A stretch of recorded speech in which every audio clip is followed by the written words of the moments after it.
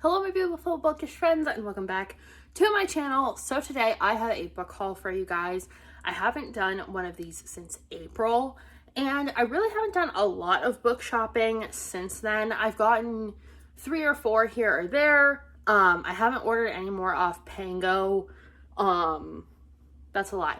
I've ordered 1 off Pango that actually came and 1 got lost in the mail. So that kind of sucked, but the seller was really nice. She refunded me all good. But I recently went to Barnes & Noble and I want to show you guys what I got because this is the season where a lot of the new releases that I am looking forward to are coming out. So I want to show you guys what I've gotten so far, plus everything that I have collected since April. So a lot of these are book of the month, but there is some other ones in there. So first off, I got some new bookmarks.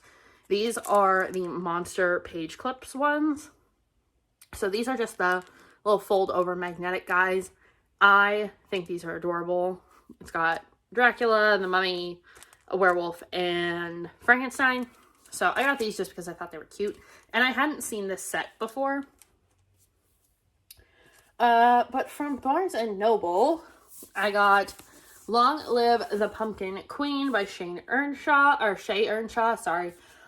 This is basically what happened after Nightmare Before Christmas. After Jack saves Sally, what happens? So I saw the teaser for this like a year or 2 ago and I was just like, yeah, I'm buying it. I haven't read the synopsis. I just know that this is like Sally's the new pumpkin queen after their courtship and now like Halloween Town is in jeopardy potentially. So I'm interested to see where this goes because there hasn't been a lot of Nightmare Before Christmas retellings. So I'm interested to see, this extension of the story and like how the twist goes in this one.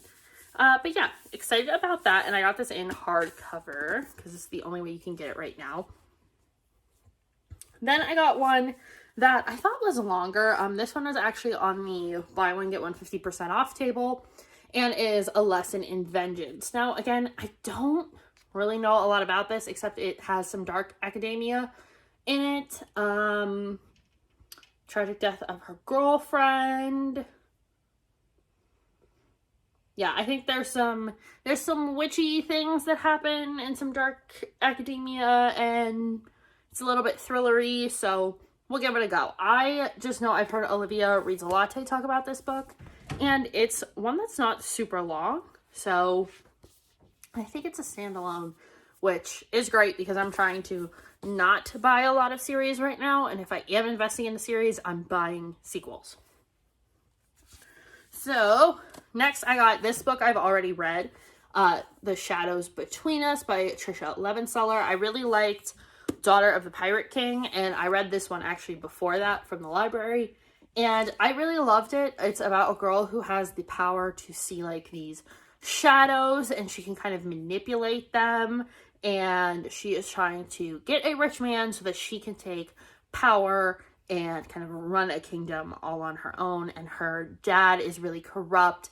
But she meets this prince who no one can touch him because of the shadows around him. And there's like some manipulation on her end. This is very much like we're supporting women's wrongs. So yeah, I've already read this. I gave it a pretty decent review and I said I wouldn't buy it, but then after I did my year-end review last year, I decided that I did want to get it, so I picked this up. One from the sale table that I've heard a lot about is The Prison Healer. I initially put this in my wish list because of the cover, and now it's a trilogy, but everybody says that this is super good. It's about a girl who has these healing powers and she's in prison and she's actually keeping someone that the guards want to die alive, so there's a little bit of high stakes there. And she's only 17, and yeah, Rebel Queen is captured, different messages, so basically she starts working with the rebels who are outside. They're trying to get their Rebel Queen out, and she's going to work with them from the inside of the prison. So it sounds interesting. It's a different kind of fantasy, so it's got some codes and different stuff in it. So we'll see how this one goes. This next one is also the first book in a series. It is All Our Hidden Gifts, and it is about a girl who picks up a tarot deck and starts just messing with it for fun, which is not something you should do. And she starts getting like very accurate readings, like all these things start happening after she says they will happen, and then her friend pulls a card and disappears. So it's a pretty hefty book, I'm not gonna lie. But this just sounded really good. The synopsis is, it sounds like what I wanted. Where is it? These Witches Don't Burn, the way I wanted it to be. So hopefully this is not a letdown like that book kind of was. And it has queer rep in here, non-binary romance, and all found room in this modern Irish contemporary. So I think it'll be fun and witchy, and I mean, the cover is super cool. So, and the second one just came out. So it is a series, but I think it looks good. It seems up my alley with all of the themes so far. The next one is In Deeper Waters. I think probably everyone has seen this cover by now. This one is a coming of age. Like, I've been reading a lot of these ones where it's like back in the times where people used to go out and explore the world for like a year, and they would travel all over the place before they came back home and assumed like their duties at home of being like a lord of the house, like the Gentleman's Guide to Vice and Virtue kind of. This is that same idea, but there's pirates and it's gay, so love that. Next, another one that I've already read and talked about was The Girl from the Sea. This is a graphic novel. Again, this one reads, it's a little bit younger, but I still enjoyed it, even though like the protagonist is like 15. The girl in the water here is a Selkie, so she shapeshifts, and the girl on land falls in love with her, and they get into a little bit of trouble, but they also have to figure out what it means for their relationship being from two very different worlds. So it's a cute read, it's a quick one, lots of bright artwork and such. He has some book of the month books here at the bottom of this stack. I got The Good Left Undone, which is a pretty thick historical fiction. I think it's fiction. Yeah, it's fiction.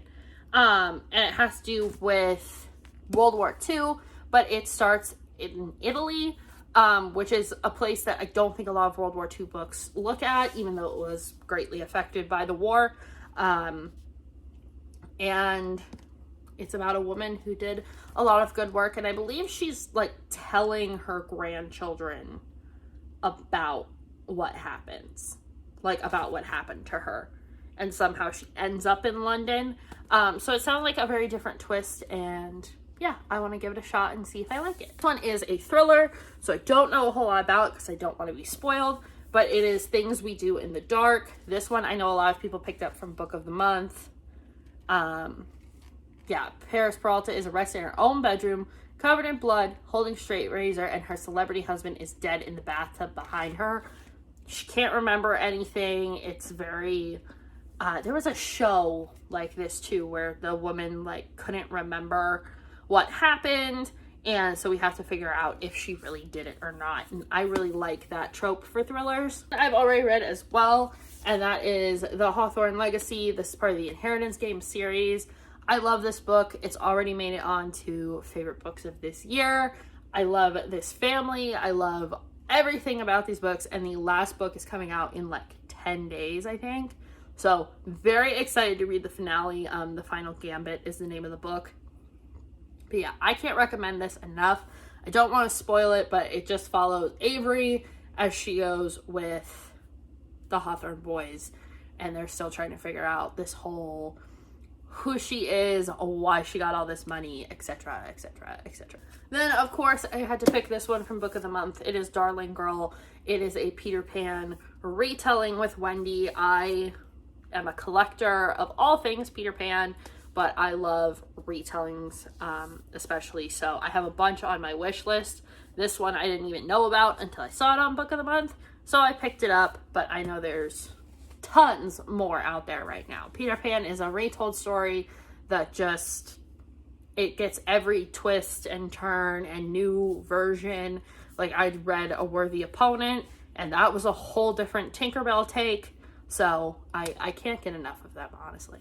Then I got The Bodyguard by Katherine Center. I have another book by Katherine Center that I have already read, and that was Things You Save in a Fire. This one, I'm assuming is a bodyguard romance. I really don't know. I mean, the cover looked cute, and I don't know, it made me think of like Casey Musgraves, the way that it looks, so we'll see if I like that one. I'm sure I will. My next couple are like in series that I've already started. I picked up Majesty, which is the next book in the American Royal series. I really loved that one, and now this girl's gonna rule America. She is the Queen of America, but she's still having some romance with her bodyguard. So there's some scandal there. And then finally, I picked up The Box in the Woods by Maureen Johnson. This is the companion series to Truly Devious. I think you still want to read the Truly Devious series before you read this one, but this is a whole new mystery, so it's technically a new series. And the next book of this one's coming out not too long. Next one is actually a comic I have been looking for. It is Wonder Woman Odyssey Volume 2. So this one, I have the first one. I've had it for a really long time. Could not find the second one, and it's literally just 2 of these. Like, this is the whole series. I got Volume 1 and Volume 2, and that's it. So I finally was able to pick this one up. I'll finally be able to finish it, and I'm very excited about that. Oh, I got this fun quiz book from my friend, too. It's the World's Greatest Monsters quiz. It has some writing in it already, but I just thought it was neat, so I picked it up just to kind of have. This one, I don't even remember why I picked it from Book of the Month, but it's this month's choice. It was When We Were Bright and Beautiful, and I don't remember everything about this one. I think this is kind of a rich people drama situation. Like everything was good and then it wasn't good and kind of thing. So I got this one. We'll see if I like it.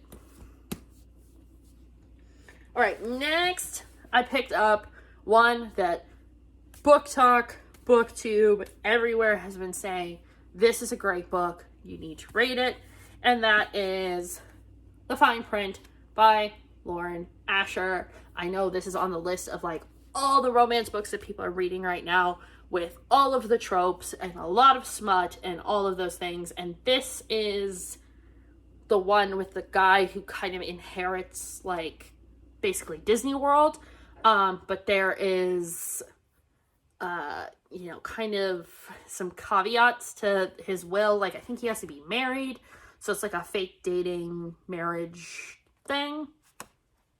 I love the tropes. People say this one's good, but Terms and Conditions is better, but this is the first one, so I have to read it. But I think I will really like this given the concept itself, so I'm hoping to read this one very soon. The only one I got from Pango, this is Laura Dean Keeps Breaking Up With Me. This is one where they break up, get back together, break up, get back together. Like, it's just this kind of toxic loop of a relationship. So it is a graphic novel, but it's definitely more of like a YA non-comic book based one. And I've heard good things about this one, that if you really like graphic novels, that this is a good one to start with because it has a very contemporary feel. Last couple here, I got Pride and Premeditation, which I thought I already talked about this, but maybe I didn't. This is a Jane Austen murder mystery. So there is another one that just came out, but this is the first one. So it's Lizzie Bennet, and there's still a Mr. Darcy, but they are working as more of a Sherlock Holmes and Watson than love interest, but I'm sure they will eventually be love interest as well because, you know, it's still Pride and Prejudice, but Pride and Premeditation. So I also am obsessed with the cover. So again, cover by a little bit. I didn't know anything about that book when I picked it up. I just was like, yeah, this sounds good. I also finally got Daughter of the Siren Queen by Trisha Levinsaller, so I can finally finish the duology of Daughter of the Pirate King. I'm very excited to read this because this is just, I loved this, the first book, and I read it this year, and I want to know what happens, and now that we're going to be in the ocean more, I'm very interested about the dynamics, and I watched Pirates of the Caribbean while I was reading the other one, and I think I'll keep doing that while I read this. Another one, continuing a series, I got Undercover Bromance. This is the restaurant owner and the sister from the last book, about them trying to get together. Very interested to see how this one works. I talked about this in a TBR, but I still didn't get to reading this one yet, so definitely want to. And the last one, another one that everybody's been talking about, Funny You Should Ask. Mel Reed's just talked about this one, and it made me want to read it even more, but I think I will read it after I read the fine print. But yeah, this is the journalist who does like a several-day interview with a kind of controversial guy who is just been cast as a new James Bond, and they basically start kind of an interesting relationship because she is married, but she gets divorced, and they kind of end up rekindling some things. So yeah, and I'm interested to read this because everybody's loving it right now. So that's it. Those are all the books that I recently purchased. Since April, I'm doing pretty good about my no-buy thing. And yeah, so I hope you guys enjoyed. Let me know what you've recently picked up. Barnes & Noble is having their big book haul sale, so I may have to make another stop in there at some point. And I will see you in the next one. Bye.